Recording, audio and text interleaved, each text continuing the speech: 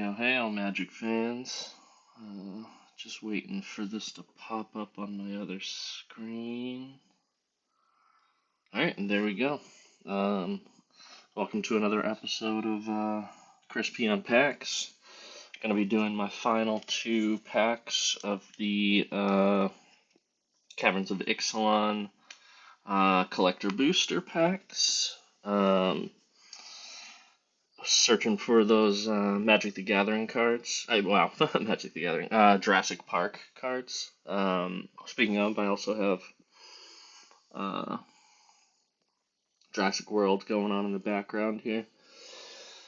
And yeah, last week, it's always fun doing these, but it was not my best pull. I only pulled two lands, if I'm not mistaken.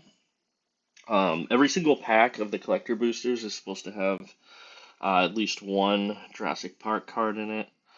Not a lot of the times, but sometimes I would get a creature or a spell, enchantment, something like that, in addition to a land. But unfortunately, last week I only pulled two lands. I did pull a couple of other really cool cards, but yeah, it is what it is. Hoping I get lucky with these two packs. I also have coming up. What's up, Brayden? Thanks for hanging out. I also have coming. I got a pre-release box for Ixalan. I don't know if these have Jurassic Park cards in them. I don't know if the year stamp promo card is maybe a Jurassic Park card. But the other thing in there is 6 draft boosters, so that definitely doesn't have Jurassic Park cards in it. I also have another gift bundle. These are great. I think they're really, really good value. Let me actually turn this down a little bit. Yeah, they're really good value. I got this for $40 from Stomping Grounds. They have an online store. It's a LGS, but in Vegas, which is not local to me. But the gift bundle's really good because it's again only $40 if you can get it for that, and it comes with a collector booster as well as I think 8 set boosters. So there's guaranteed 2 Jurassic Park cards in there because it comes with a foil Jurassic Park card, as well as the collector booster, which is a guaranteed Jurassic Park card as well, and then the set boosters may have some in there. So super excited about that. I also have upcoming, because I really wanted to see the play boosters, so I've got a Murderzak Karlov pre-release pack. That again, six play boosters, year stamp card. And then last but not least, shout out to Al Salerno. I've got a Double Masters 2022 draft booster that I will be unpacking probably starting next week. There's a lot of packs in there, so I'm probably gonna be doing, I think it's 24 packs. Yep, 24 packs. So I'll probably be doing like 8 packs a stream or something. It'll be longer, but yeah, I'll do my best. I think that'll be better though when the packs are back to back, because then I can not repeat myself on cards that I've already pulled. It's easier to remember than right now when I'm doing a week in between each stream. I was trying to think. There's one more thing. I might be grabbing, if I can find it for a good enough price, the Lord of the Rings Special Edition Collector Booster Box too. I want to kind of increase my Lord of the Rings collection so I can upgrade my pre-con a little bit. I've already done a couple of upgrades, and I think it fared very well. I was getting murdered with that deck, and I did pretty well last night when we played Commander, so... and only other thing is hang out until the very end, and I've got another bonus pack to unpack, just like I did last week. I won't say what it is, keep the surprise fun, but yeah, keep an eye out for that. So without further ado, let us dive right in. Kind of excited for this one. I feel like my chances, because I only pulled 2 lands last night, are pretty high. Actually, give me 1 sec. I know this sounds silly, but I want to wash my hands.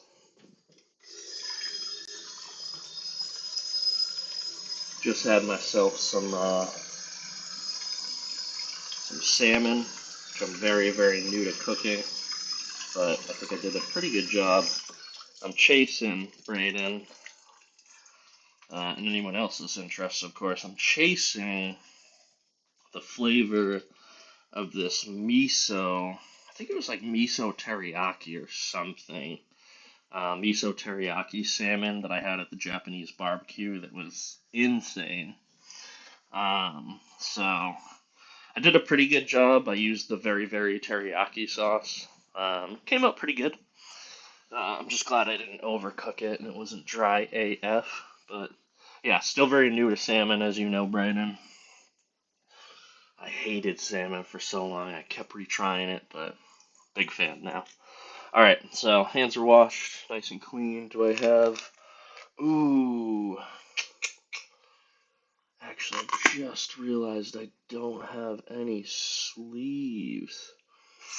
That's all right. I'm gonna leave them on the playmat after I pull them, and then I will. I have a couple of. The reason why is I have a couple of draft boosters that I sleeved up to play with. Yes, Brayden, thank you. Manifest that Jurassic Park stamped. Again, I'll be happy if I just complete the collection, but best case scenario is I get a Jurassic Park stamped card. So, but yeah, I'll grab my sleeves later. Let me actually make sure this is good to go.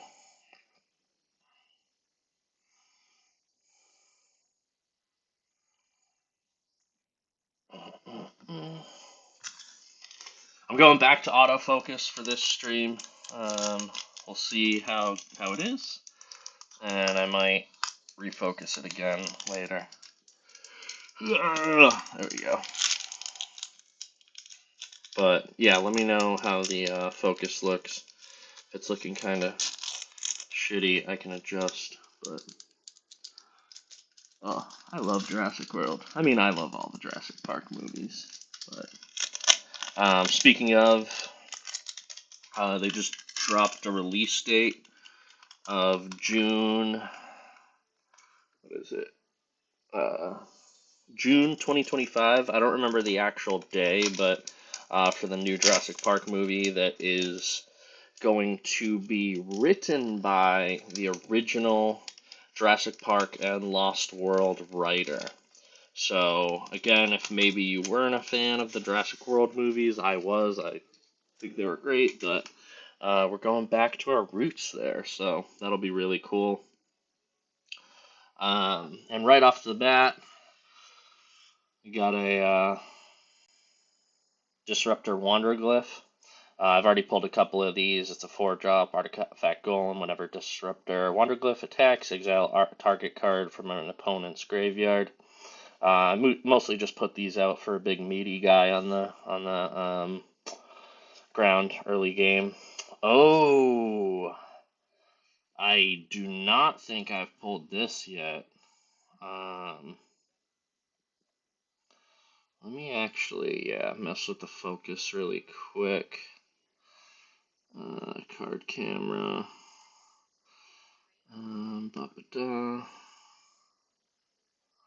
Configure video.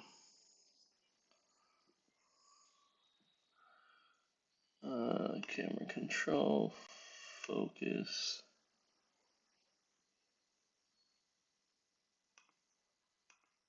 I think that's actually the way to do it. Is use the auto. Yeah, there we go. Alright, so we've got Disturbed Slumber. This thing's really cool. If you can't tell, it's a foil. Let me actually see.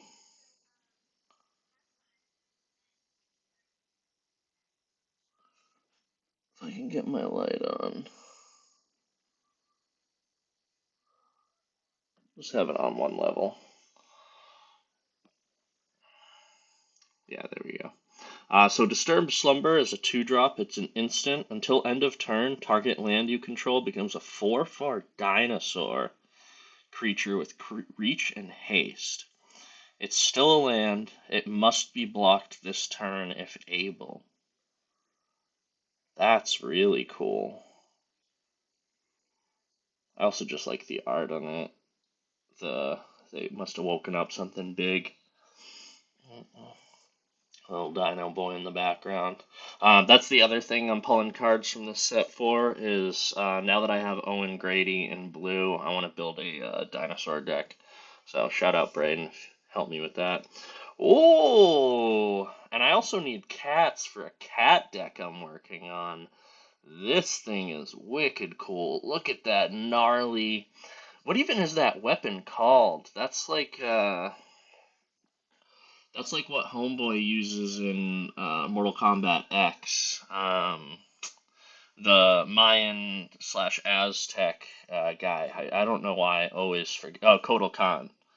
That looks like the sword that he uses. If it's even a sword, I might be messing that up, but that thing is sick. That's really cool. So Iron Paw Assistant is a 2-drop. It's a creature. It's a cat warrior. Damn, I love that art. Makua Huitil Club. Okay. I thought it had a name. I assume so. Thank you, Brayden. Also, I'm sorry if I butchered that name, but um, so yeah, I'm actually gonna shut off this light. It gives foils like a weird glare. There we go. That's fine. Oh, where's that glare coming from?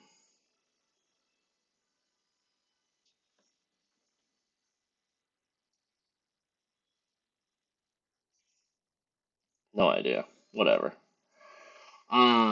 Sorry. Iron Paw Aspirant. It's a 2-drop. It's got a dope ass club. Has obsidian blades. Oh, okay, I remember. This is kind of a fancy version of that, because they of course weren't that like perfectly symmetrical. I guess that's asymmetrical, but still, the blades are. Yeah, I know exactly what you're talking about. They may have made one on Forged in Fire. I don't know. I swear I saw one made somewhere. I don't know. It's probably on the internet, but um, yeah, that thing is sick. That's a sick weapon. So let's see what this guy does. So Iron Paw Aspirant. It's a 2-drop. It's a creature, cat warrior. When Iron Paw Aspirant enters the battlefield, put a 1/1 counter on target creature. That's not bad. So remove some negative counters, or maybe buff up a creature or something like that. Um, this is cool. Train your mind and your muscles with equal ferocity. Cub, without wisdom, even a mighty warrior is nothing but a bully. I'm gonna remember that one. I got it last week. There was like a great inspirational quote. I think it was, "If you never dive into the unknown, how will you ever discover anything new?" I think that was on a merfolk creature. So, great little inspiration from the flavor text. I don't expect that. I always expect it to be like kind of dark or funny, but yeah, this is definitely gonna be a fun pull. Um, Now, again, some of these cards I'll get mixed up. I don't know if I pulled this in a draft or on stream, but I definitely used this on draft. I mean, I know I pulled this in the draft. I just don't know if I used it or pulled it on the stream as well. Oh, okay, that's right. Yeah, Deadliest. It was featured on Deadliest War. What is the Atlatl? I gotta look that up. The Atlatl. Oh, yep. You're right, Braden. Um, yeah. Cool prehistoric or ancient weapons. Let me actually move this down a little bit. Did I totally fuck up the, no, that's good. Um, so, sorry, I was about to say, Hidden Necropolis, I definitely pulled this in the, when we drafted. I have a couple of cards, like, Spelunking. So Spelunking works really well with caves. I know there's some other cards too that do. Essentially, what Spelunking does is allows you to draw a card and then search your hand for a. No, sorry, draw a card. Yeah, then search your hand for a land and play it. If it's a cave, you gain 4 life. And also, it allows cards to enter the battlefield untapped. So the synergy with Spelunking and the cave cards is really good. It seems almost broken to me, especially in like a draft or something. But yeah, if you could, I guess, pull one of these in maybe a commander deck. Maybe I'll put one of these in my dinosaur deck. Who knows? Because I think I could be wrong, but yeah, I'm pretty sure the dinosaurs are green. So and Spelunking is green, and or it's green, I believe. But yeah, Hidden Necropolis, it's a land cave. Hidden Necropolis enters the battlefield tapped. Tap it to add a black mana. Spend 4, tap it, sacrifice Hidden Necropolis, discover 4, activate only as a sorcery. So definitely need some more caves. I like that mechanic. I don't honestly remember if I've seen this guy yet. Dig Site Conservator. Um, why does this always happen? There we go. Some reason the YouTube stream, it always gets stuck behind for some reason. So I gotta keep hitting that live button. But yeah, Dig Site Conservator. Artifact is a 2-drop. It's an artifact creature gnome. Sacrifice Dig Site Conservator. Exile up to 4 target cards from a single graveyard. Activate only as a sorcery. When Dig Site Conservator dies, you may pay 4. If you do, discover 4. Cool. Again, reminds me of the Dwemer mechs, mechanized creation. We got Helping Hand, which is a 1-drop. It has a sorcery. It has return target creature card with mana value 3 or less from your graveyard to your battlefield tapped. That's pretty cool. I don't know. I don't currently have a lot of abilities that put things into my graveyard, but yeah, maybe this will go into my cat deck. We will see. Because that, I believe, are all white creatures, if I'm not mistaken. Not bad. Ooh, Gold Fury Strider. Is that another? Yeah. I guess golems and like the Dwemer mechs are kind of the same thing, if I'm not mistaken. So Gold Fury Strider is that thing's sick. Is a 5-drop. It's an artifact creature golem. It has trample, and it has tap 2 untapped artifacts and/or creatures you control. Target creature gets +2/+0 until end of turn. Activate only as a sorcery. There's a 3/5. That's a kind of expensive. No, I guess it's a 5/5 drop for 5 defense, but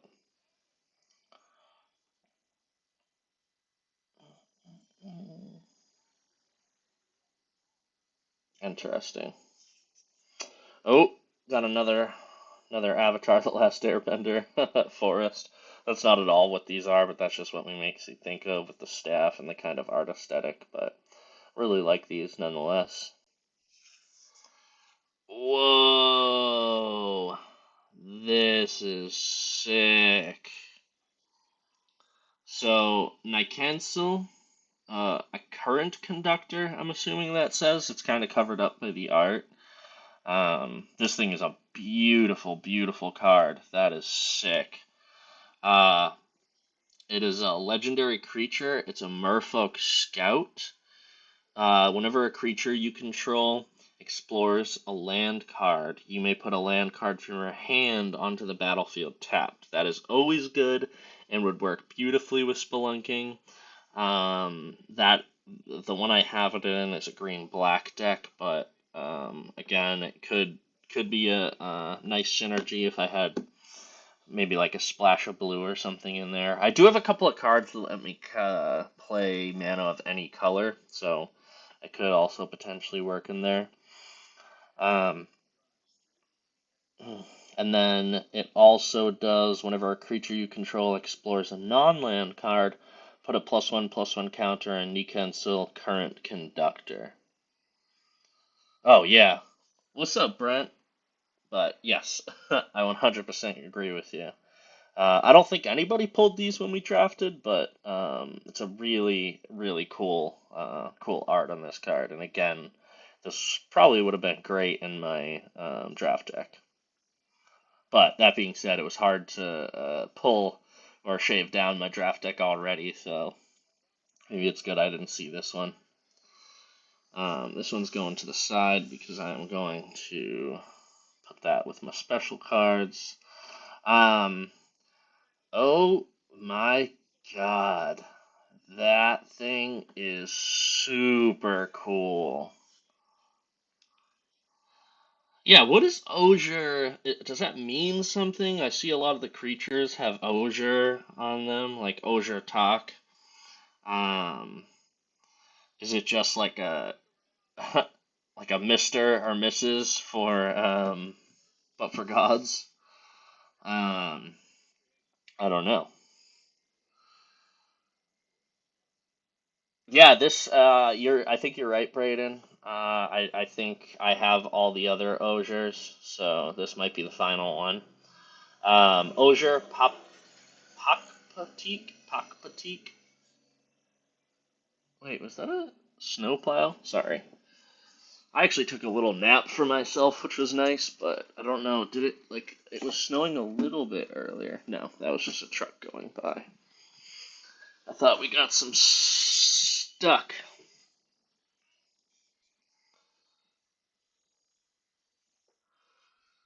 Oh, what's the sealed away god, Braden? That was the one that the vampires were trying to set free, if I'm not mistaken.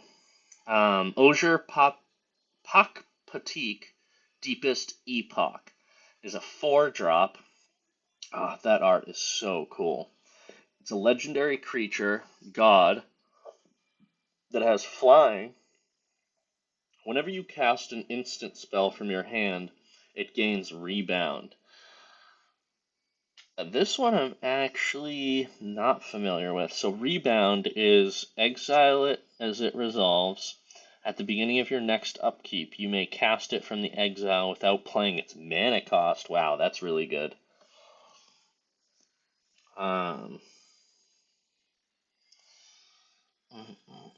when Osier Pakpatik dies, return it to the battlefield tapped and transformed under its owner's control with 3 time counters on it. Interesting. Um,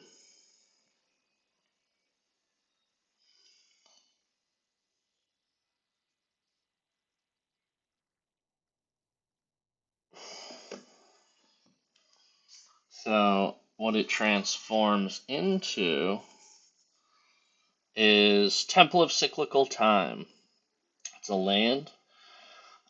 It has tap to add a island. Remove a time counter from Temple of Cyclical Time.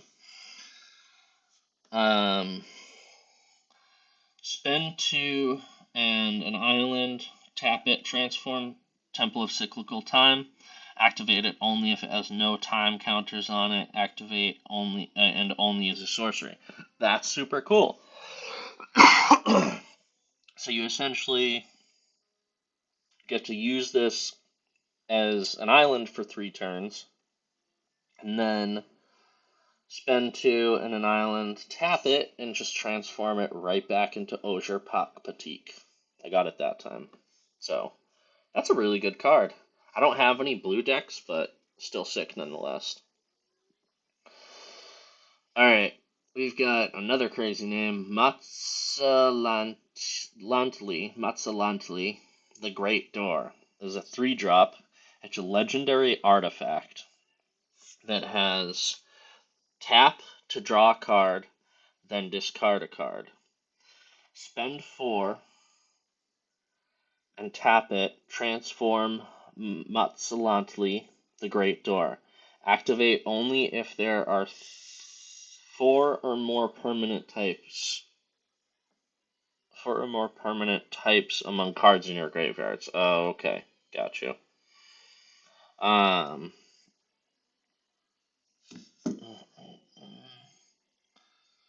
it's a borderless, which I really like. Dun, dun, dun.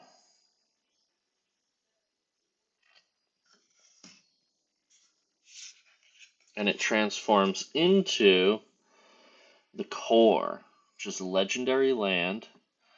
It has Fathomless Descent. Tap it to add X mana of one color, where X is the number of permanent cards in your graveyard.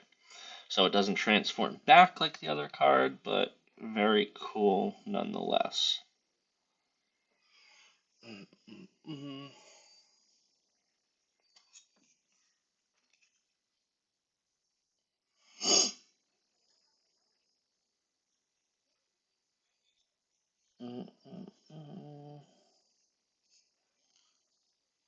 Yeah, seems to be a lot of blue in this pack. This is Ripples of Potential. Ah, man, the borderless on this is really cool. All the merfolk. Oh, it's a commander, Ixalan commander card, which is cool. It is an instant that has. Sorry, Ripples of Potential is a 2-drop. It's an instant. Oh, this is a list card, Brett? I did not know that. It's an instant. What's up, Tim Holmes? Thank you for hanging out. I do know that this is the Ixalan commander symbol.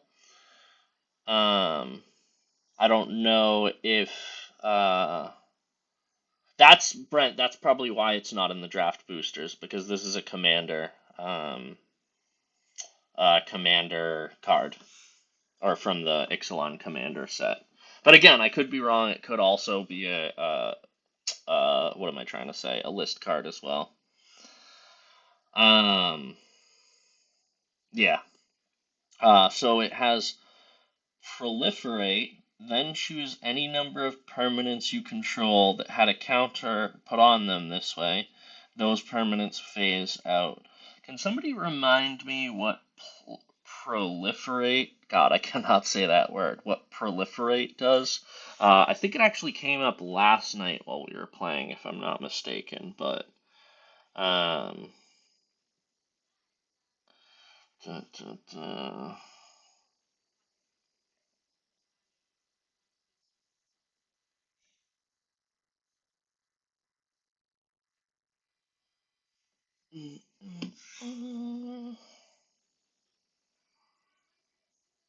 I totally forget. Anything with counters on it gains another counter of that type. Just put an additional counter on anything that has a counter you want. Oh, got you.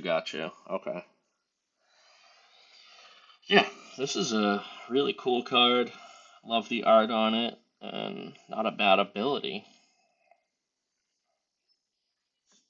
I should actually move these over here. And then beep boop. Perfect. Yeah, that's better. Alright, up next we've got.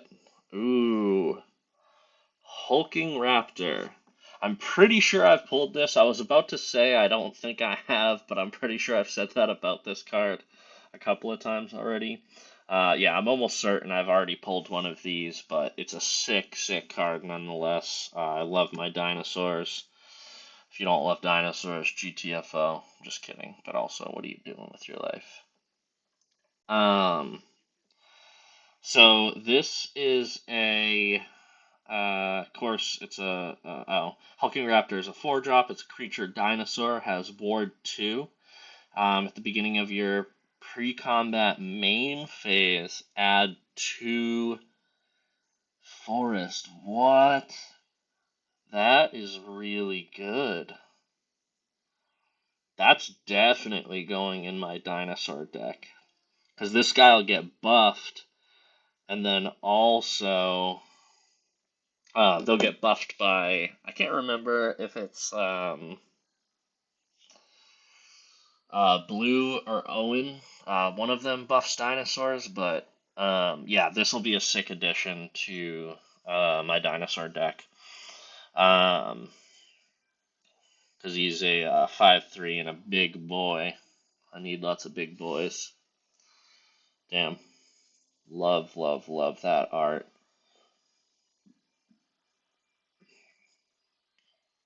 That's a dope one. Put that in the special pile. Oh, I didn't see what was under it, but I think we have three more cards, so I'm hoping I get an actual Jurassic Park card. That being said, I do not have a mountain from the Jurassic Park set. I'm assuming, how many colors are there? There's 5 colors, so I hope there's a special land for every color. Also, I was reading something earlier, and I was essentially validated my assumptions that so all of the lands in the Jurassic Park set are double-sided, and they are essentially all pre-outbreak and then post-outbreak. So these are Brent or anyone else. Do you know what kind of dinosaurs these are? I feel like I knew at some point, but I completely forgot. I'm gonna flip this one over to the side so I don't reveal what's underneath it because I don't want to see it, and I'm sure y'all want it to be a surprise. But again, if anybody can shout out what type of dinosaurs these are, that would be great. So I'm flipping it over so we can see the other side, and oh, that is cool. So I'm pretty sure the first side was from Jurassic Park when they hide behind the. I mean, this could be from Jurassic World: Fallen Kingdom too. Um, Gallimimus, yes, you're right. I think the other side of the card was from Jurassic Park when they hide behind the big log, the two kids and Alan Grant. And then this is most certainly from Jurassic World Fallen Kingdom, which I think that scene in Jurassic World Fallen Kingdom was also kind of supposed to mimic the scene in Jurassic Park where they're running away from the T Rex that's approaching. But really, really cool, cool scene. I think, I don't know, but I think no, that's not Rexy. Or is it? Yeah, I don't know. Again, Brent, if you want to call it out, I don't know if this was Rexy or if maybe this was one of the pair of T-Rexes. I actually don't know how many Rexes were in all the movies. I know there's at least 3, as in Rexy and then the pair. Oh, I guess the baby too. So there's 4 T-Rexes in the movies that I know about. So that's a cool one. Again, getting closer and closer to completing the collection, hopefully. And we'll put this to the side, and underneath it, oh, I already have one of these. So sadly, I did not pull an actual Jurassic Park card, and I shouldn't say actual. I just mean like I really like the creatures, the enchantments, the spells. Um, But again, I need the lands to complete the collection. Again, some packs actually come with a land and the creature plus a land. So I think I actually, sorry, just said that. It comes with a land and a creature. So I'm pretty sure I already have one of these, but this is really sick. This is such, like, the art on this is so, so dope. Um, this is Bringer of the Light. I think this is what Homeboy transforms into, if I'm not mistaken. I forget his name, but he's the leader of the vampires, kind of in Ixalan. So Again, if anybody remembers, I've already pulled a couple of him, but this is Bringer of the Last Gift. He is an 8 drop, so he is a big, big boy. And he's only a 6/6, so I wonder what his ability is. He's a creature, he's a vampire demon. Surprised he's not a legendary creature. Who has flying. When Bringer of the Last Gift enters the battlefield, if you cast it, each player sacrifices all other creatures you control. Then each player returns all creature cards from their graveyard that weren't put there this way to the battlefield. That's crazy. So you essentially kill everything and then bring all the other creatures from the graveyard back. That's kind of cool. Um, Seems more like a chaos mechanic than like like super beneficial, but um, yeah, I wonder if this synergizes with other cards where you put things into the graveyard. So this is actually thematically on point with our little bonus that we have for later. So, and then underneath we have yet another map token. So we've seen this 100 times. I don't necessarily need to read it. And then on the back, we've got a gnome soldier. I'm pretty sure I've seen a couple of these, but this creature's power and toughness are equal to the number of artifacts and/or creatures you control. So that's actually pretty good. I don't know what cards will actually go. Will actually synergize with this, but cool little token and foil. Lots of foils in these packs. Yep, you got it, Braden. This is the final Ixalan collector booster. I guess, sorry, I should specify the final collector booster from this box. I still have one in the gift bundle, which will be cool. But yeah, this is the final one for this box. So let's do a little manifest. Hope this has got some good JP cards in it. I'm gonna have to. I put everything in my binder, so afterwards, or maybe tomorrow, I'll go through all my cards and organize them. I also realized I need a bigger binder too, so but yeah, I'll go through and figure out exactly how many of the Jurassic Park cards I pulled. Yeah, thank you, Brent. Manifest that energy, or give me that energy so we can manifest something really good in this pack. Maybe a dope Jurassic Park card that I don't have. I think I mentioned to you I got a set booster the other day and pulled another blue from.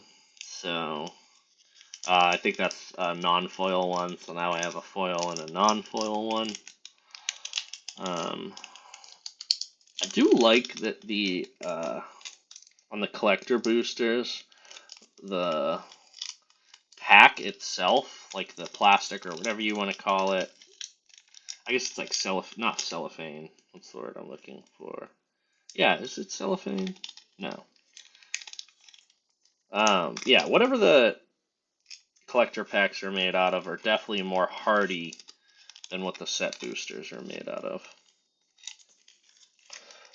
Trying to open this without disturbing the cards within.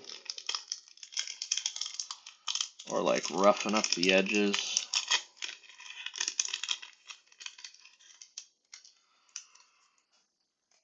Alright, so the big reveal. Oh, little Indiana Jones. I think I might have already pulled one of these, but ooh, it's a 6 drop. What the hell does this thing do? So this is what you get for exploring tombs. You get big boulders coming at you. So this is an artifact. It has flash, and when Runaway Boulder enters the battlefield, it deals 6 damage to target creature an opponent controls. And it has cycling 2. So spend 2 and discard this card and draw a card. That's cool. Uh, And then we've got Quicksand Whirlpool is a 6-drop. It's an instant. This spell costs 3 less to cast if it targets a tapped creature. Exile target creature. Oh, that's really cool. So you can get it down to a 3-drop if you cast this on a tapped creature, which seems like why wouldn't you? But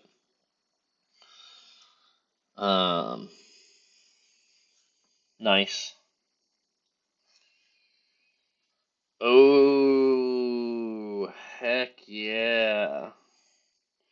So I'm pretty sure I already pulled one of these, but I love all the dinosaur cards. This is a Marauding Brine Fang, so I think this is the magic term for a Mosasaur. It's a big boy. It's a 7-drop. It's a creature, dinosaur of course. It has Ward 3 and Island Cycling 2. Which Island Cycling, I guess, is the same as Cycle. Yeah, Cycling, but just with islands instead. So spend 2, discard this card, search your library for an island card, reveal it, and put it in your hand, then shuffle. I just love that beastie. Look at him. So cool. Is this him destroying a boat or something? I'm trying to figure out what this is. I think so. Like, these are pieces of a boat that he just crushed, and these are all the, uh, what are people in a boat called? I thought that was his back fin, but I'm pretty you might be right, but because there's this, and then there's this right here, which also has the same symbols on it. So I think this is a boat that he just crushed in half, and then these are all the people diving into the water from the boat. Again, I could be wrong, but that's what it looks like to me. Passengers, right? Passengers on a boat. I was trying to remember. These are the passengers diving into the water. But nonetheless, this is a very, very cool card, cool dinosaur. Ancient glyphs are a lot harder to decipher when attached to an apex predator. Oh, you are right. You are right, Brent. So I wonder what this is on the side here. If that's like he's got a big claw or something like that. Um, but yeah, this is a sick card. Love my dinosaurs. Oh, definitely already have one of these. Skullscap snail. Kind of kind of metal. This is a wait. What's a miscut? Are you talking about this guy? Is a miscut? As in, it was not cut properly.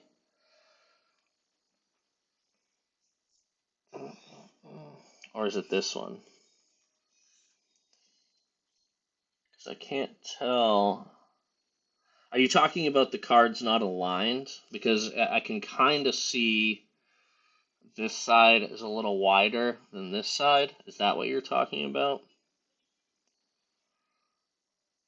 Yeah, okay. Yep. Yeah, that was right. I don't even pick up on that stuff. Your eyes are great. It also means that my focus is pretty good too, if you're able to spot that. Skullcap Snail, that is just a sick image. Kind of dark, but in like a good way. That's like very metal.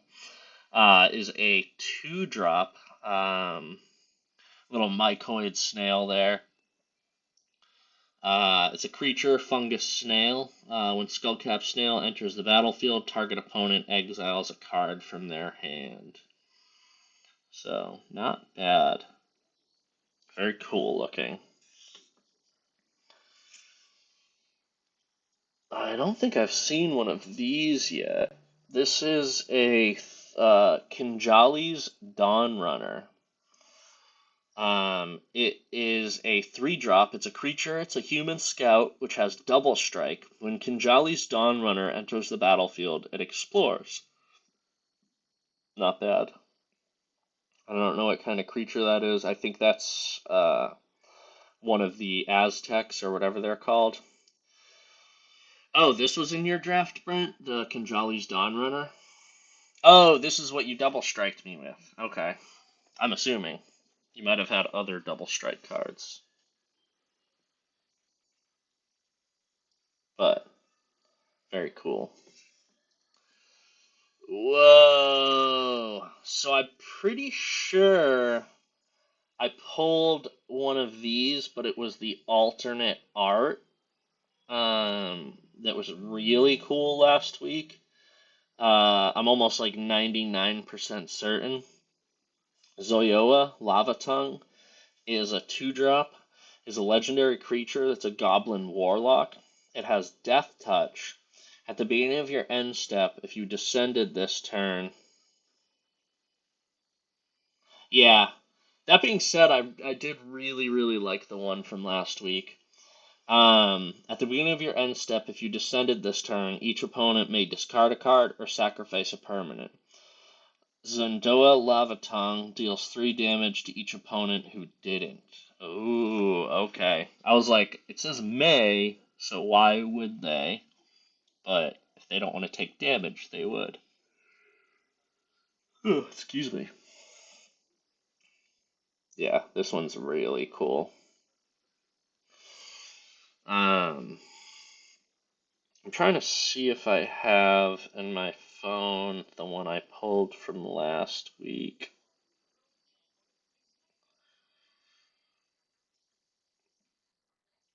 Zoe. Nope. No, I didn't scan that one. That's alright. I gotta start going through all my cards and start scanning everything, so. Um. Got another Earthshaker Dreadmaw. Got a couple of these now. Sick card. Giant dinosaur monster.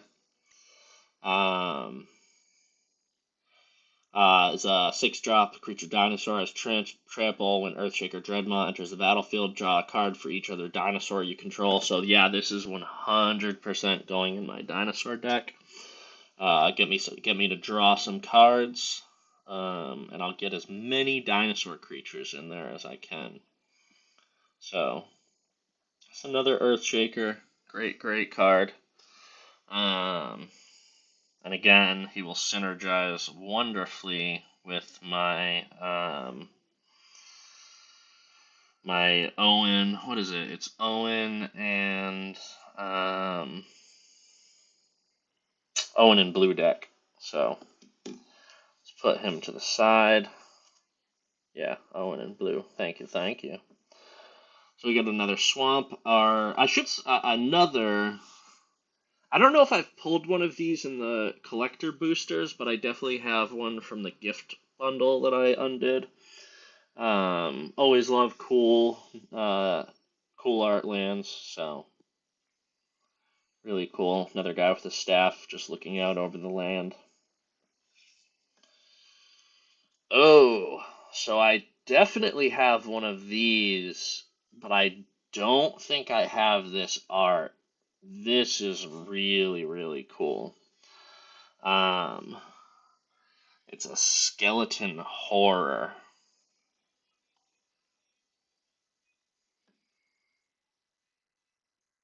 That was weird.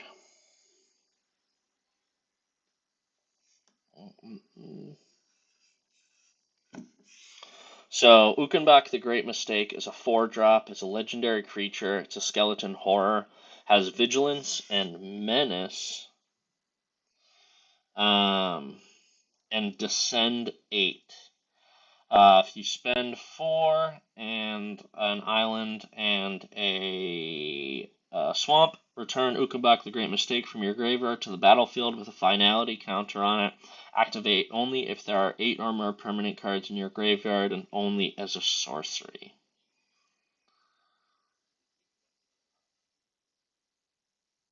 So it costs, he's a 5-drop. So let's say this guy was my commander. I could choose to put him in my graveyard and then cast him from my graveyard and not pay the commander tax. Is that correct? I think that's correct. If I use his Descend 8 ability right here, yeah, okay. So that's a good way to get around the commander tax, and I'm sure there are other ways too. Why you might want your commander to go to your graveyard instead of the command zone. Oh, yeah. Just another one of these. I think I had a sick alt art version of this, or maybe it was borderless or something like that. But yeah, always need more caves. Sunken Citadel is a land cave. Sunken Citadel enters the battlefield tapped. As it enters, choose a color. Tap to add 1 mana of the chosen color. Tap to add 2 mana of the chosen color. Spend this mana only to activate abilities of land sources. Oh, that's interesting. That's not bad. Not a bad card. And again, like I said, for spelunking, I need uh, I need caves. Again, I'm wondering if I should put spelunking in my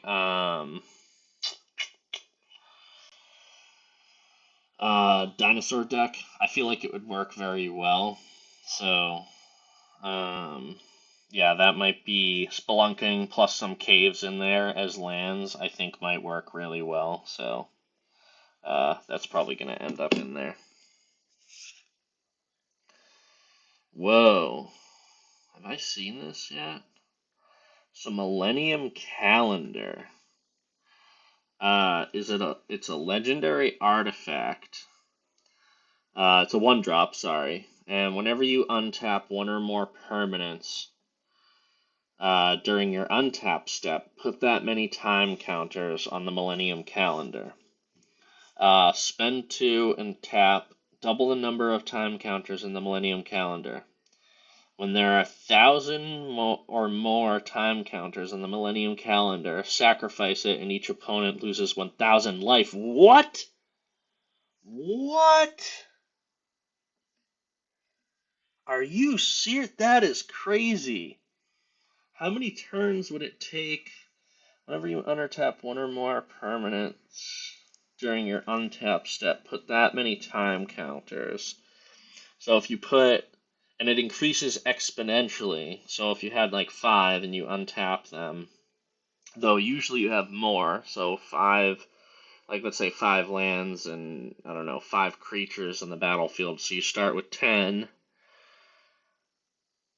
and then you'd go 10 to 20, 20 to 40, 40 to 80, 80 to 160. It doesn't seem like it would take that many turns um, to get to use this ability. And again, yeah, correct me if I'm wrong, but this seems like a pretty beast card. Um,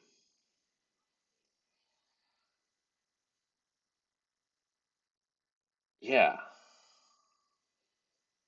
What's doubling season, Brent?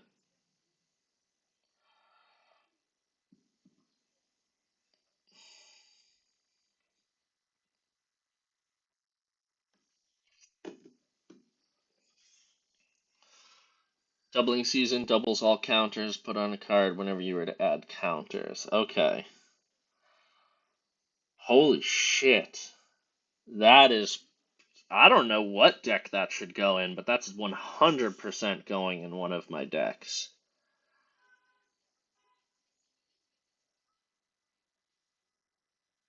That is sick. That's crazy. That's crazy. Damn. That's super cool.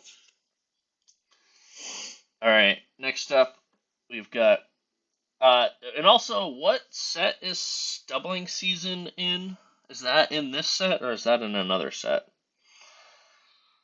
Um, we've got Stormfleet Navigator, which is a 3-drop. It's a creature. It's a Siren Pirate. It's another commander card. Has flying and Parlay. Whenever Stormfleet Negotiator attacks, each player reveals the top card of their library. For each non-land card revealed this way, you may create a map token. Then each player draws a card. That's not bad. I really like the art on this. Also, I didn't know there were like.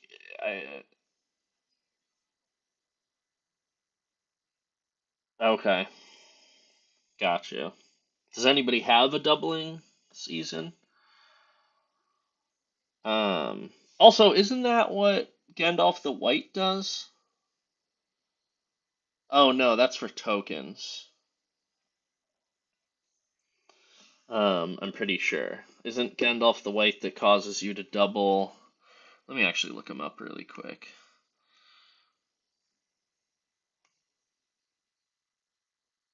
Gandalf the White, MTG.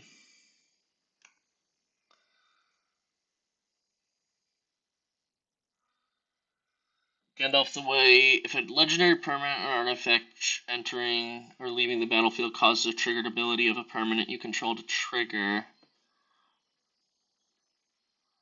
Oh, that ability triggers an additional time. So no, that would not be synergistic with that, but um,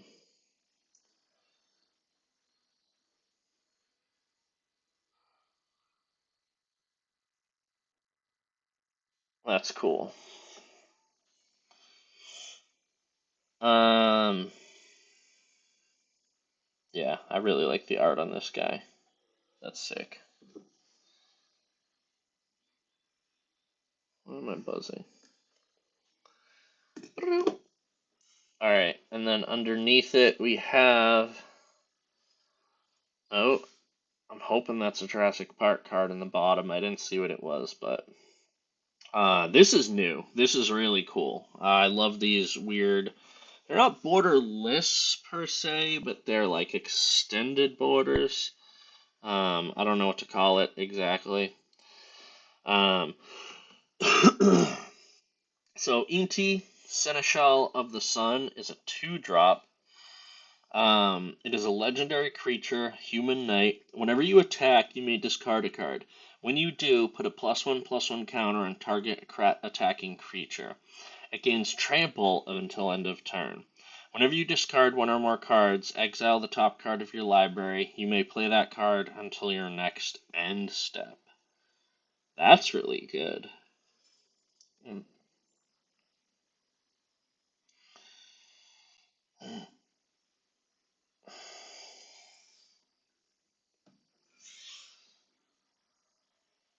Yeah, this art is super cool.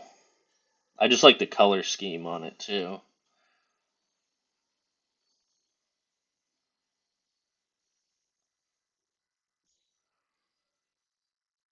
Oh, we got the Indominus Rex attacking the little gyro. What are they called? Gyrosphere. All right. So up next we have. Oh yes. So we've got the Mosasaur land island. So I do not have one of these. So again, getting closer and closer to completing the collection. This is right after he ate the great white that they fed them. Yeah, cool art. I'm really curious to see what's on the back, but again, I'm gonna pull it to the side so that we don't see what's underneath. And let me actually get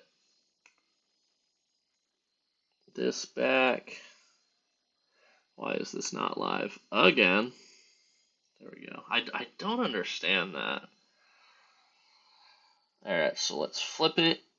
so we don't see what's underneath. And on the back, oh ho ho ho! So post outbreak, this is such a cool scene in Fallen Kingdom.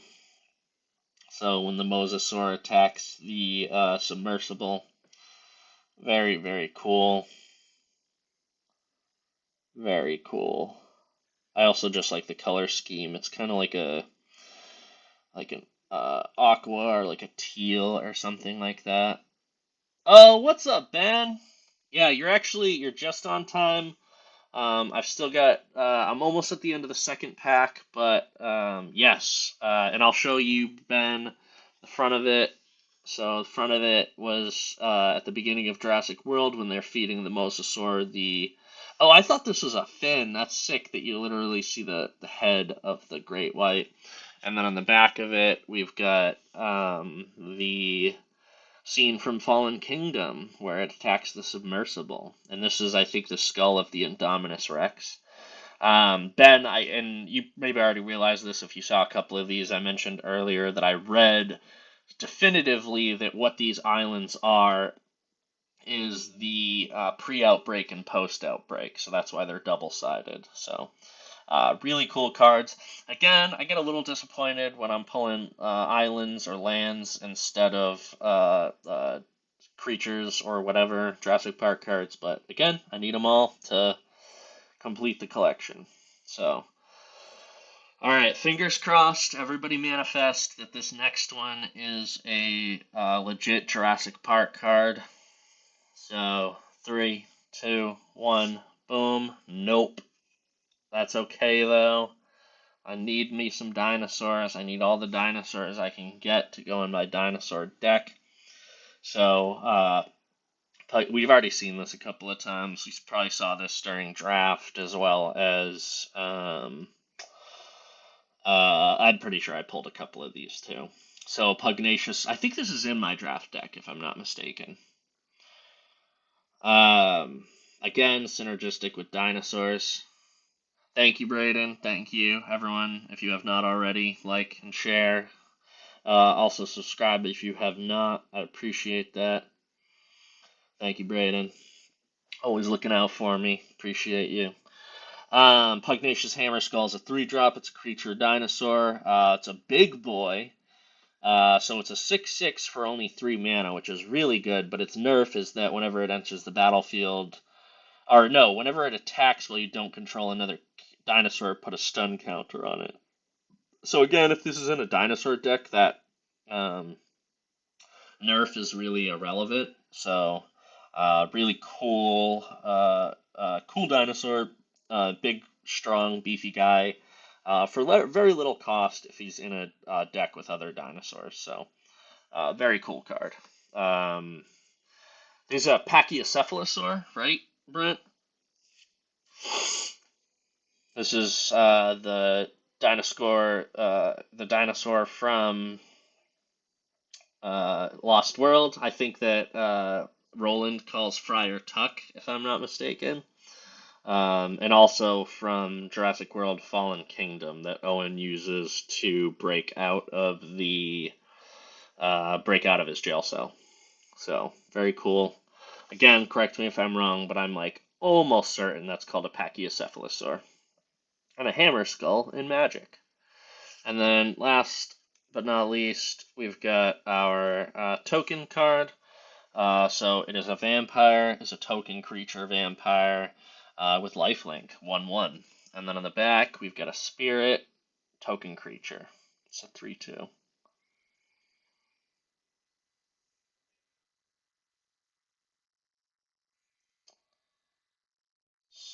Digimilok?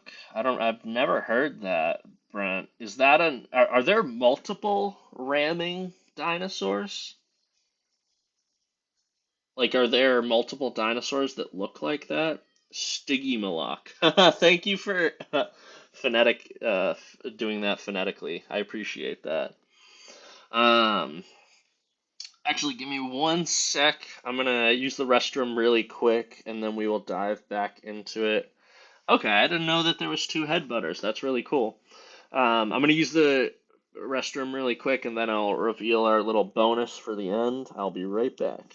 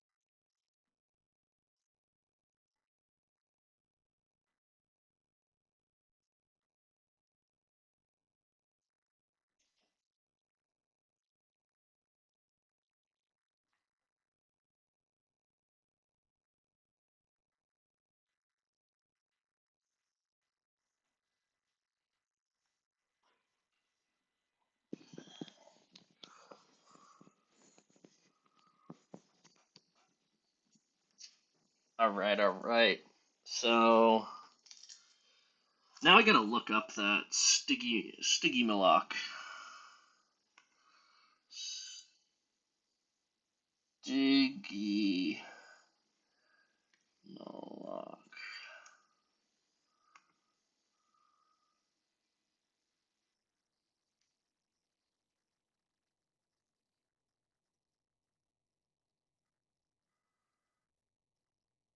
Oh, but it looks like they're all part of the Pachycephalosaur family.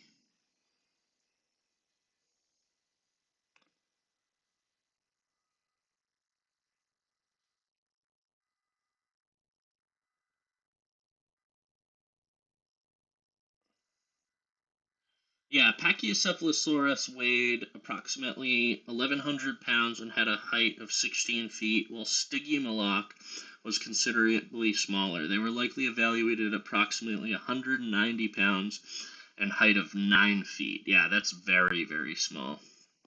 But very, very similar dinosaurs. I can see what you're saying. The Stygimoloch has kind of really cool, like, spikes coming out of the back of its head, if the designs are supposed to be believed. I think actually, though, to your point, Brent, because this has the spikes coming out of the back, this might be a Stygimoloch. So you might actually be right on that one. All right, and last but not least, again, we are through our collector booster box. I've been sitting on this one for a little while before I even knew what the hell I was doing and kind of just buying packs. We've got an Innistrad Crimson Vow collector booster. So this will be a nice complement. Last week we did the, I forget what the hell it's called. It was the Innistrad, I don't remember what the set is called, but it's the werewolf, essentially, Innistrad. So, werewolves and vampires. So now we're doing the vampire side of it. So, let me pop this guy open, and we will dive right in. This actually is a nice complement to the Ixalan set overall, because, yeah, there's vampers, in Ixalan. So, maybe someday I'll make a vampire deck, and this will be perfect for that. But right now I'm just focusing on my spider deck, my cat deck, my dinosaur deck, and then my food and fellowship Sam and Frodo deck. So, excuse me. Oh, right off the bat, we got a really cool one. It's like a crustacean monster. Yeah, because I would assume so, because they're from a different plane. But I assume they synergize with one another, because aren't all vampires black? Maybe not all of them are black, but we're about to find out, I guess. So we got a crustacean monster here. called Dreadlight Monstrosity.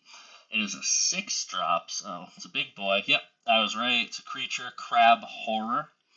Has Ward 2.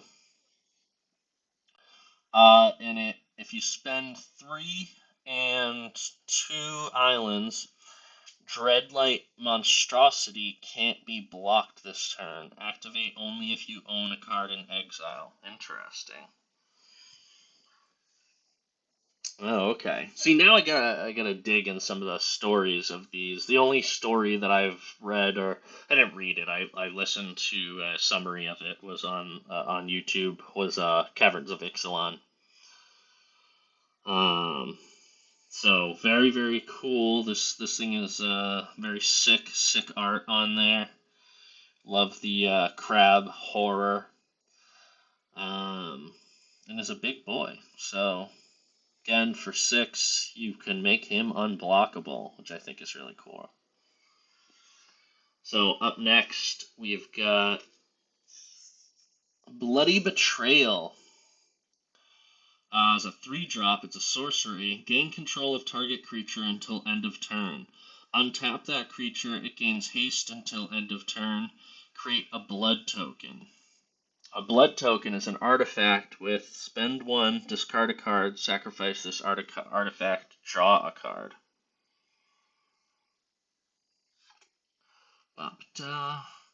We've got a Dawnheart Disciple is a 2-drop. It's a creature, human warlock. Whenever another human enters the battlefield under your control, Dawnheart Disciple gets +1/+1 until end of turn. Interesting. I haven't seen a lot of human synergy, so that's really cool. I guess that's because there aren't a lot of humans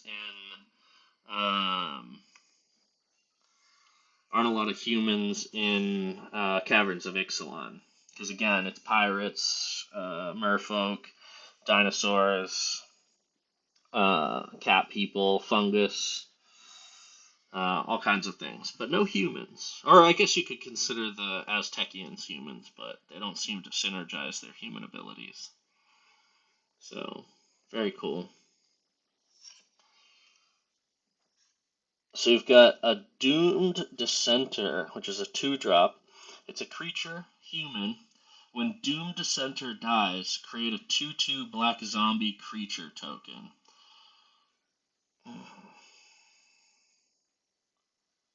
So, very basic, but at least you get an ability for when it dies. That's crazy. So, yeah, with the light shining right there, it lights up the fire in the back red, which that is not at all how it shows up to me in person. But I think that's really cool that the glare is making a nice little color effect on the back there. That's really sick. That's cool. And now we've got Witness the Future, which is a 3-drop. It's a sorcery. Target player shuffles up to 4 target cards from their graveyard into their library. You look at the top 4 cards of your library, then put one of those cards into your hand and the rest in the bottom of your library in a random order.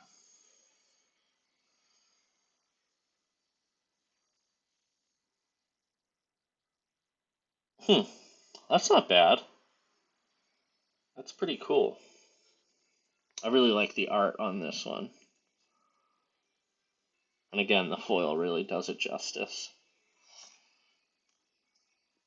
Oh, we got another card with the nighttime, daytime mechanic. So this is Voltaic Visionary. It is a 2-drop. It's a creature, human wizard.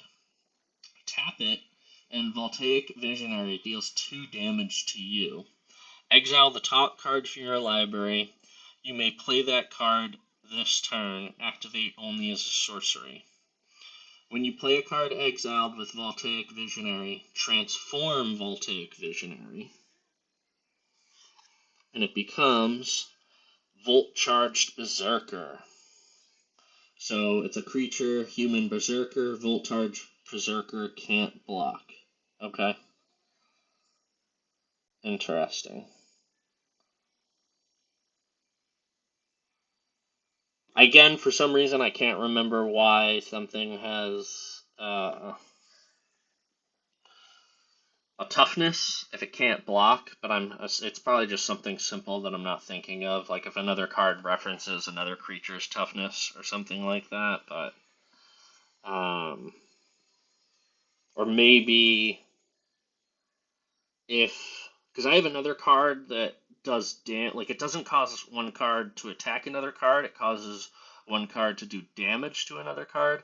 So I'm assuming if you couldn't do enough damage to this card. Okay. Oh, got you. Okay, so it has to have a power and toughness. Alright, and then we've got a swamp, another swamp. These are really cool.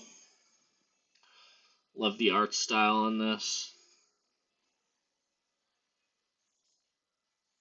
Again, a little different than the other Innistrad swamp that I pulled. I can't remember exactly. Or maybe that wasn't even a swamp. I don't remember. But very, very cool. Yeah, I gotta understand the night and day a little bit more.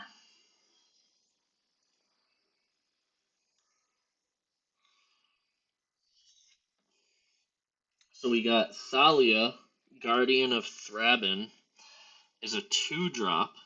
It's a legendary creature. Um,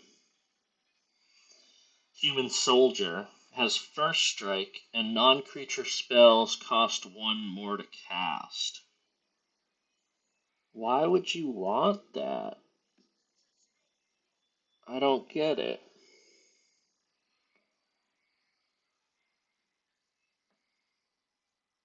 Non-creature spells cost. Oh, I guess it's for me, but it's also for everyone else on the board too, right?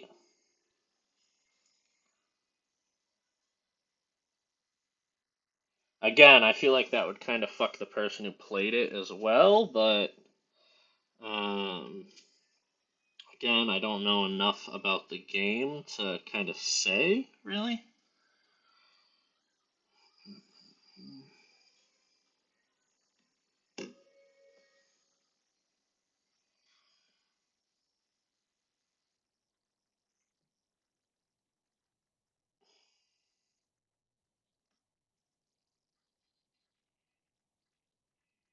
Okay.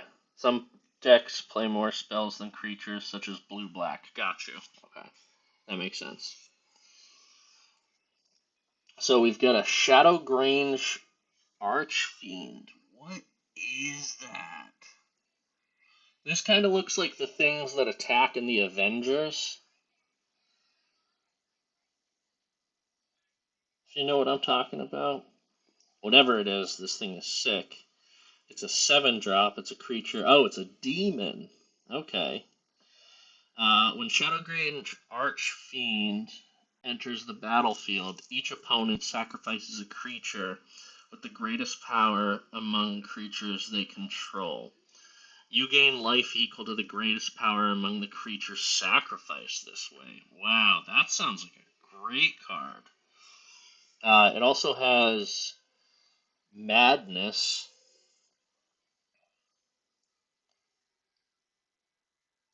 Spend 2 in a swamp and pay 8 life. What is Madness? Is that something that I'm not familiar with?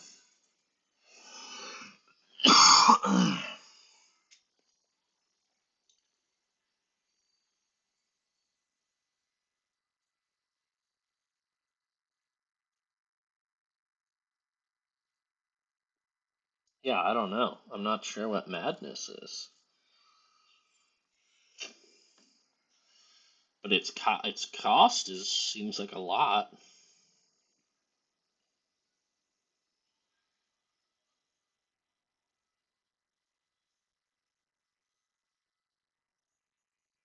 Anybody know what Madness does?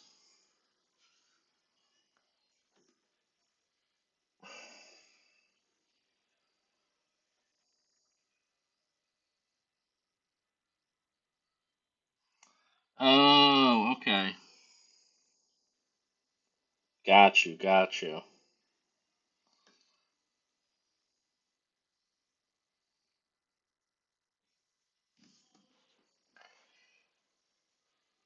Okay. Yeah, because this is a really good card. I don't know, like, of course you'd want to bring it back if it gets discarded or put into your graveyard or something like that.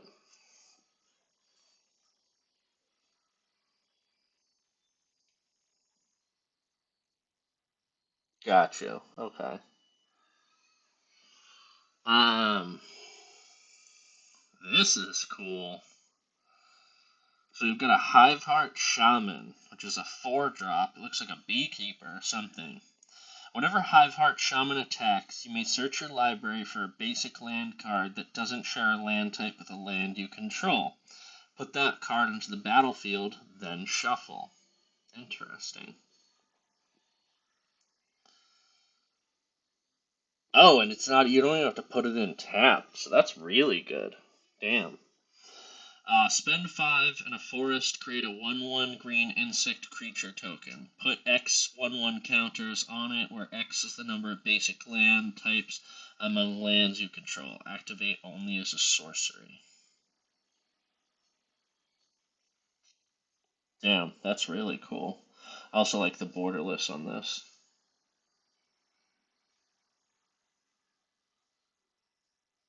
It's a very cool card.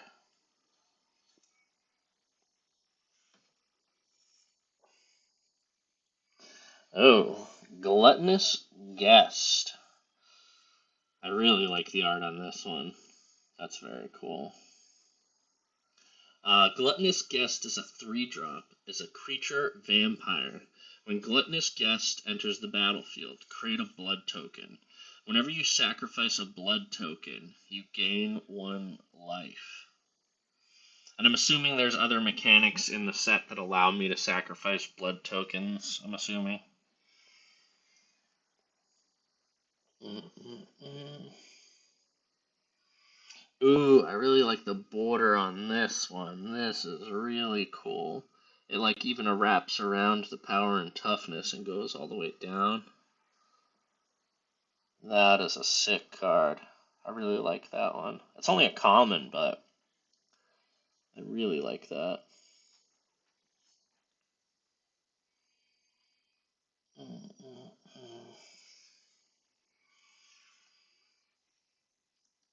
Oh, this is a, I don't know what you call these because this is like an alternate of another card.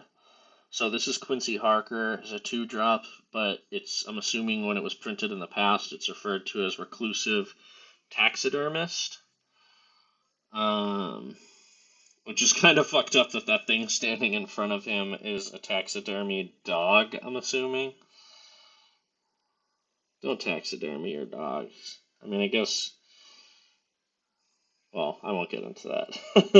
I was gonna say, I guess if you really love them and they die of natural causes and you want to keep them with you, but that sounds like some Norman Bates shit. Um, so reclusive taxidermist, Quincy Harker is a creature human druid. Reclusive taxidermist gets +3/+2 as long as there are 4 or more creatures in your graveyard. Oh, what a meta ability. That's great. Gross, but great. Holy shit, what's up, Brennan? Thank you for hanging out. Well, appreciate you coming in and saying hi. We're nearing the end of this, but yeah, nonetheless, I appreciate you coming and hanging out. Good to see you in there.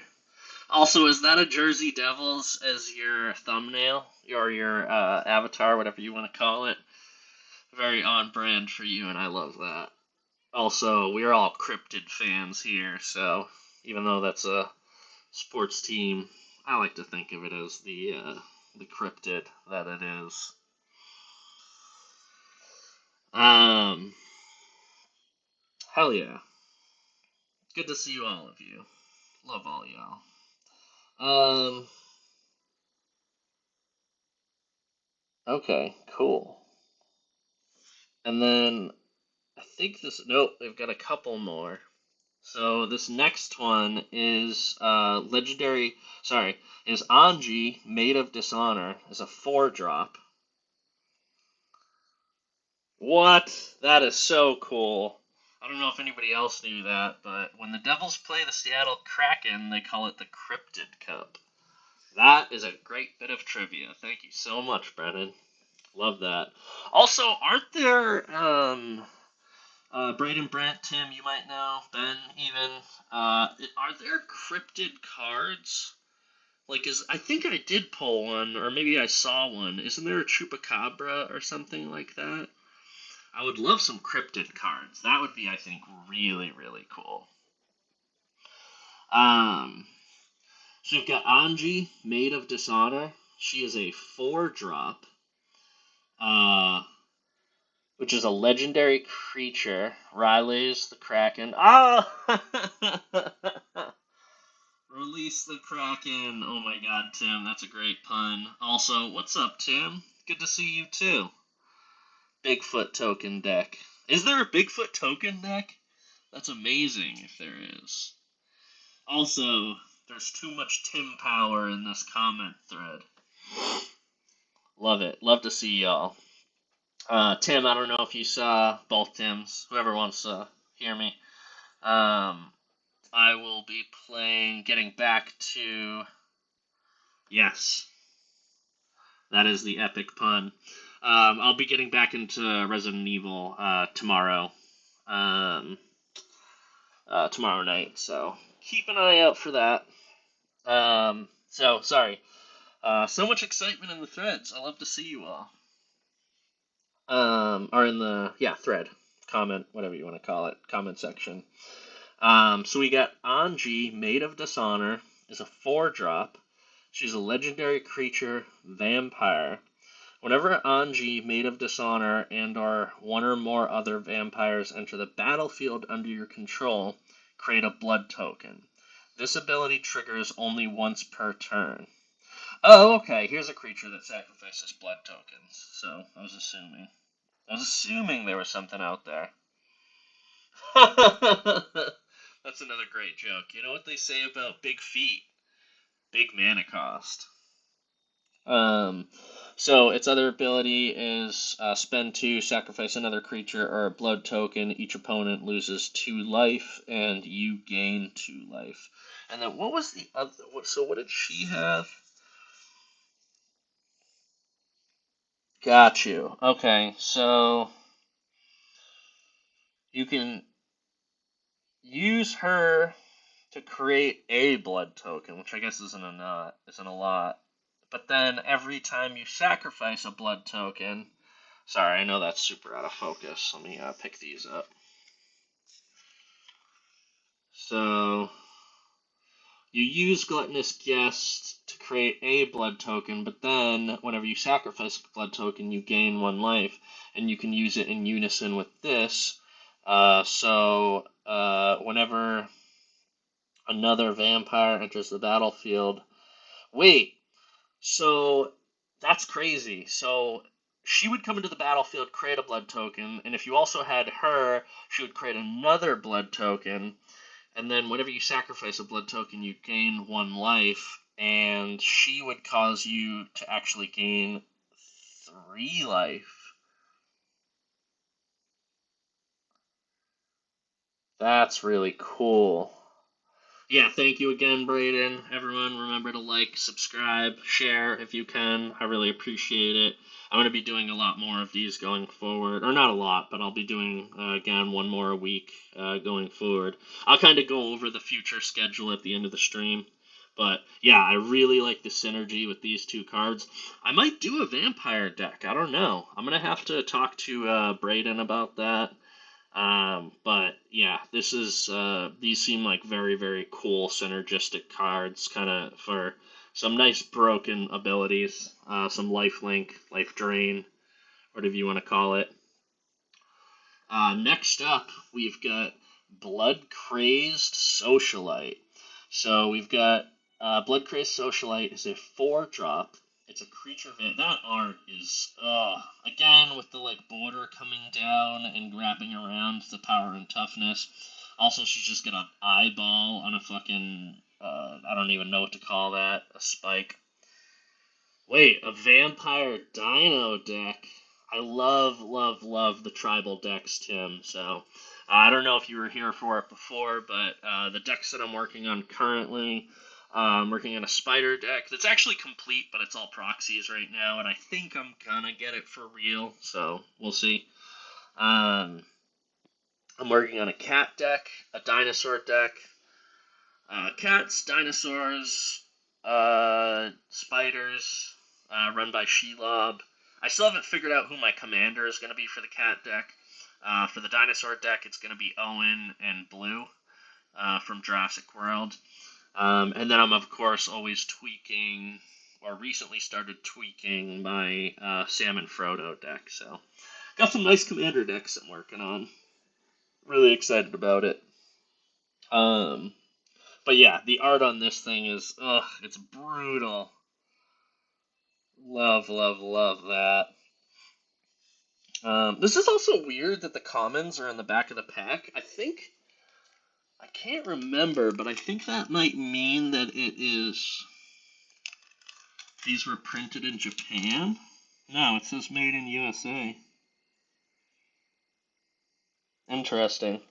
Yeah, the order of the commons, uncommons, and rares is usually pretty on point. So I don't know. This pack has been a little kind of random, but so Bloodcrazed Socialite is a 4-drop. It's a creature vampire. It has Menace. Remind me what Menace does again. If I'm not mistaken, Menace means that it has to be blocked by 2 or more creatures. Correct? When Bloodcrazed Socialite enters the battlefield, create a blood token. Whenever Bloodcrazed Socialite attacks, you may sacrifice a blood token. If you do, it gets +2/+2 till end of turn. Yeah, this is going with these 3 vampires, and I definitely think I'm going to make a vampire deck. And this might be the commander. Because she's not crazy high cost, which I like. Okay, thank you, Brayden. And it's very synergistic with the blood tokens, so a vampire blood token deck, which I think would be really cool. So again, we do Anji Maid of Dishonor, her, and then her as well. But yeah, we'll talk about that, Brayden. I would love to work on that. And also again, I just really like this card. I think she is sick looking and scary with that little eyeball and the needle she's holding.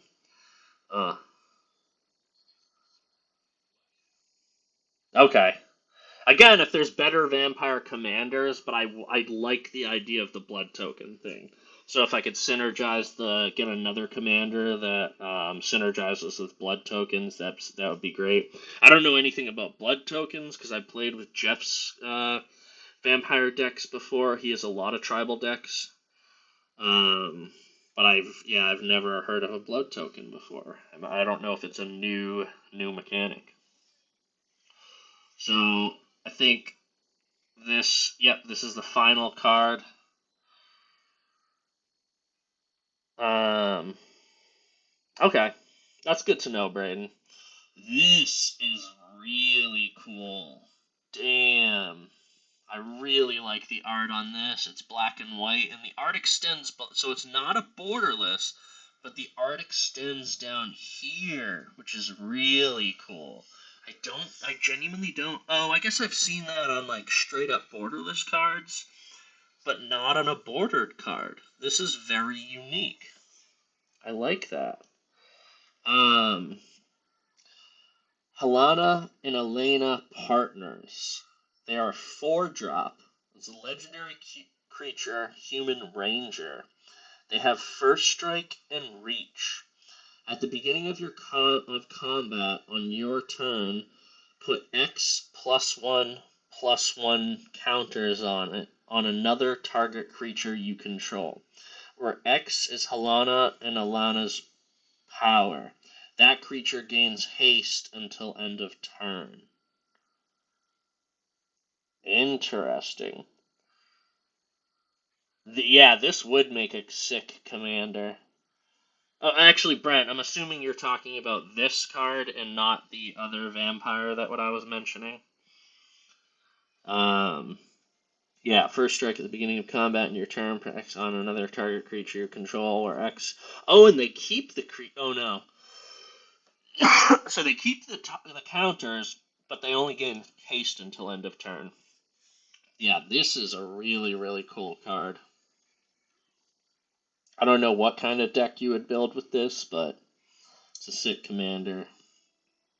And I love the art on it.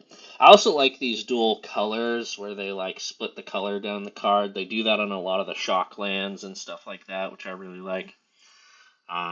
So that is super super cool. I really like that. And then oh, got you. Okay, that makes sense. You only need the haste for one turn since it won't be affected by summoning sickness from that point onwards. I appreciate that, Brent. Um,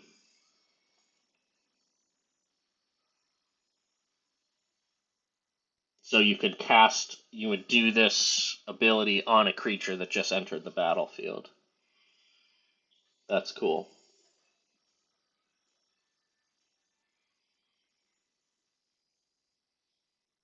Yeah, I like that. And then last but not least, we got another token. So it's a spirit, it's a token creature. Uh, has flying, and it's a 1/1. I haven't seen any abilities, if I'm not mistaken, that create spirit tokens, but I'm assuming they're in this set and probably in other sets. But and then we've got a human token creature human that is just a 1/1 that seems to be serving vampires some blood.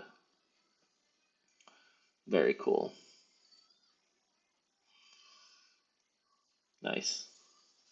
This makes you think of the spirits from we just watched Lord of the Rings, but the uh, I think that army is tied to like they made a commitment to the King of Gondor or something like that. So or Aragon calls them in to fulfill their promise. Um, yeah. So and speaking of, again, I've got that Lord of the Rings collector booster box that is going to be coming.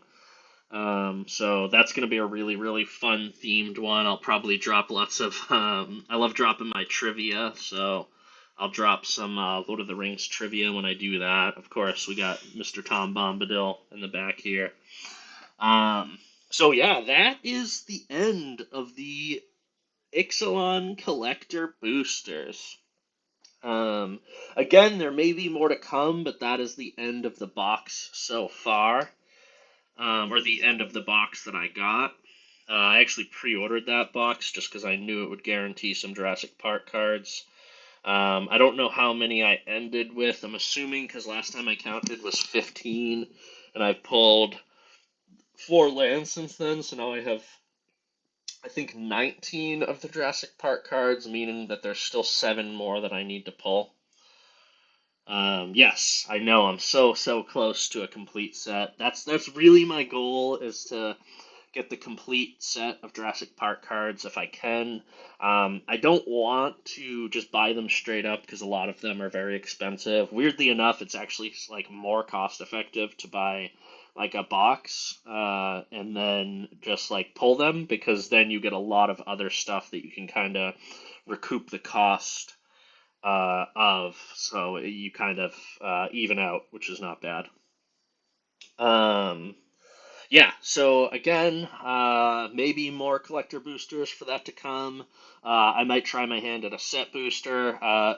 Again, I have to say, like, there's a small chance that there's a Jurassic Park card in here, so we'll see. Probably what I'm gonna do is I'm going to do this next.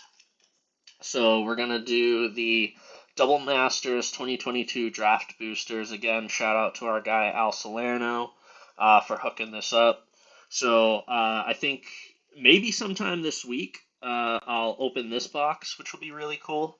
Maybe get a couple of in this week so I don't have to spread this over multiple weeks, kind of keep it fresh in my mind, which will be cool. So I'm going to do this, and then I'm probably going to do the Murders at Karlov pre-release box, just because I'm really dying to see a play booster.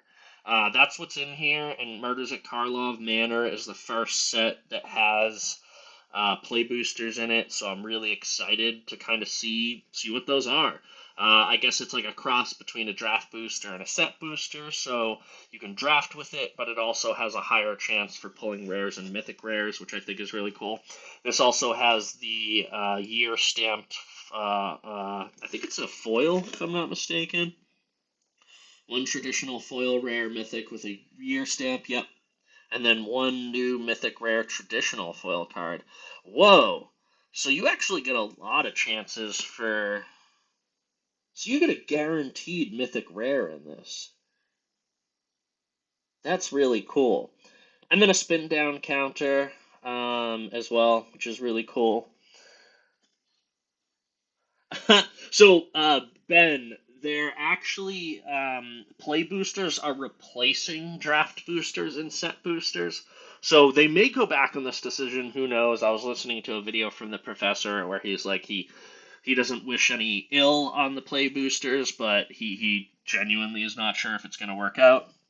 So moving forward, and I think to your point, Ben, is they're getting rid of draft and set boosters to make it less confusing. So there's just going to be one type of booster.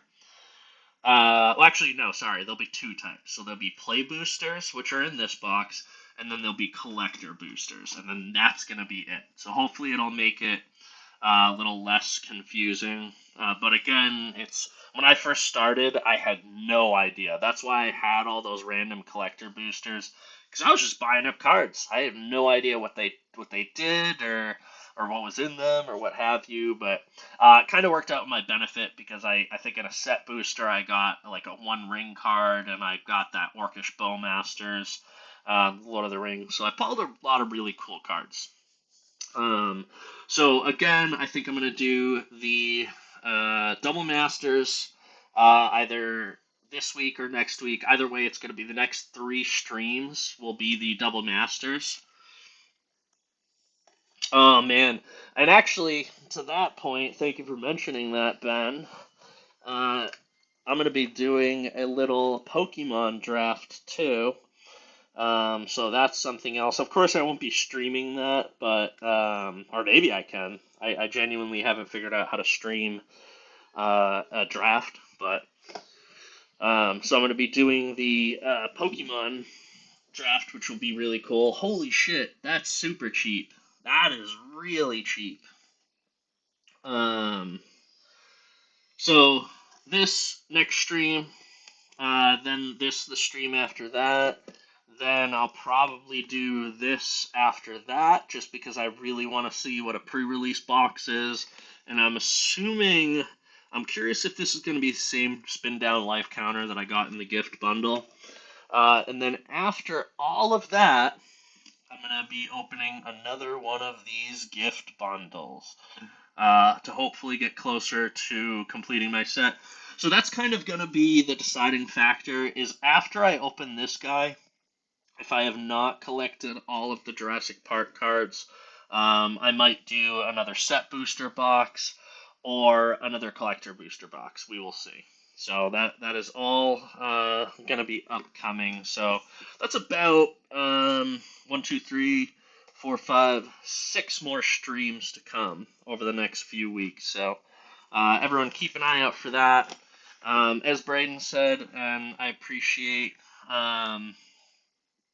Oh, so that's really cool.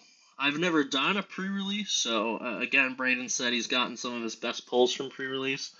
So that's actually really cool to know because, again, I am very new to this, and I didn't even know what a pre-release box was. Funny enough, I don't know if I said this, but when I got this, it actually came in. Speaking of Pokemon again, it came in this box, which is a Pokemon, I don't know, booster box or something like that. Uh, so when I got this in the mail and I had ordered this, I didn't know how small these were. So when I saw this, I was like, holy shit, did they fuck up? Like, did I get the wrong thing or something like that?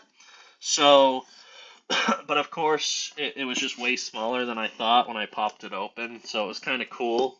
It's almost like the same reaction I had when I bought my Xbox Series S. That thing is tiny. It is teeny tiny if you have not seen one. I've since sold that and got the Xbox Series X, which is a lot bigger, but yeah, this thing I did not expect it to be as tiny as it did. I think because I wrongly I thought I read this somewhere, but I was incorrect. I thought these contain a deck box, but I was incorrect about that. So, um, yeah, that'll be fun upcoming streams. So, again, everyone, thank you so much for hanging out. Um, keep an eye out for these future streams. I think I was about to say this again, as Braden always helps to remind me. I appreciate you all hanging out. If you drop a like, subscribe if you had not. Share this would be awesome. And then also hit the bell too. When I do magic unpackings. Oh, Ben, that's awesome. I always love hanging out with you on your lunch break. It's almost like we work in adjoining offices or work for the same building. So it's always great to see you on my lunch streams. Or, sorry, on your lunch during my streams. But yeah, I appreciate today's Indian curry. Yo, Braden, speaking of, Braden's been hooking it up with the Japanese curry on some of our hangout sessions, and oh my god, is that good. I love and appreciate. I'm surrounded by so many good cooks. Tim Holmes, if you're still out there, I miss you and I miss your cooking as always. Yeah, Braden's definitely been hooking it up with the Japanese curry. Um,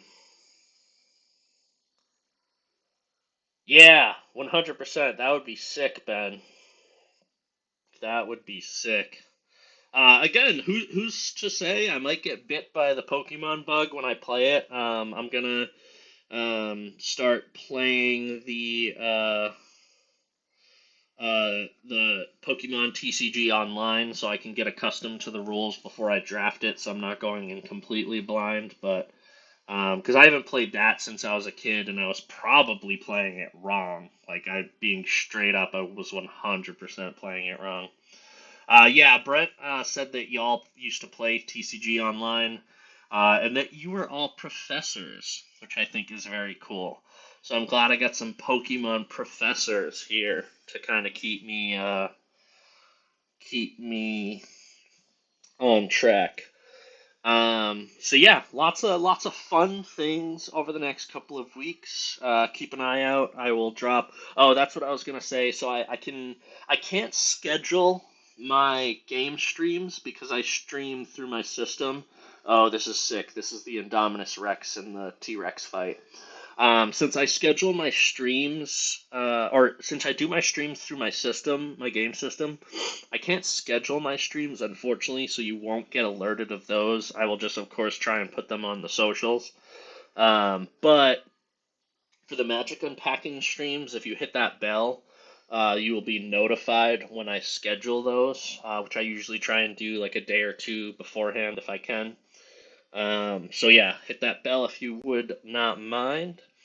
And yeah, that's all I got for tonight. And hopefully, I will see you all very, very soon. I'll let you all know when I can do another one of these. And yeah, love you all. Thank you, everyone who came to hang out.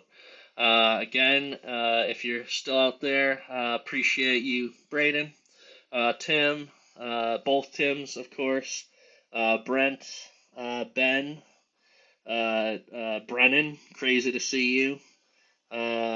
Always appreciate that. Yeah, lovely. We had a lot of Ellis power in here. Ben, Braden, Brent. We got some Tim power in here. We had some Cryptid power in here. Yeah, really fun stream, and I love hanging out with y'all. Um, yeah, zombies. Keep an eye out tomorrow night, Tim. I will see you for zombies, and anyone else who wants to come hang out tomorrow night at 8:30, so a little bit earlier than I'm used to, but I'll probably play for quite a few hours. So hopefully, Ben, if you're working, you'll be able to tune in. Tomorrow night is Resident Evil Zero. I think I am very close to the end. I have to be, because I've played.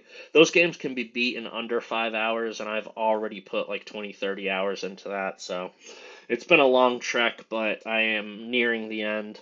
After I play that, I am going to come in with Bramble the Mountain King, which is about European monsters and cryptids and things. I guess not cryptids, that's what we call them, but kind of European folklore, which will be really cool. So after Resident Evil Zero, I'm going to take a break. I'm going to play this, and then jump back into Resident Evil 1. If you did not see my stream, definitely check out the Silent Hill, the short message stream that I did. Braden hung out for that, and that game was crazy. It was stressful, but it was so fun. I'm super looking forward to Silent Hill 2 Remake coming out because I've never played a Silent Hill game before, and I love the movie. Again, that might be blasphemy to say, but I don't care. Love horror movies. And that was a great one. So yeah, lots of fun things in the future. Um, but yes, thank you, Braden. Again, I appreciated having somebody there to kind of get me through that very stressful stressful chase sequences. Yeah, it was kind of like Mr. X or who's Baker. What was Baker's first name? From Biohazard, Tim. I know you're always good about that. Um, Biohazard 7. Jack Baker. I didn't even have to look it up, it just came to me. So yeah, it was very, the monster in Silent Hill, the short message, chasing me was very reminiscent of Jack Baker and Mr. X. I'm assuming it's the same with Pyramid Head, but again, I don't know anything about the Silent Hill game, so it'll all be very fun to dive into.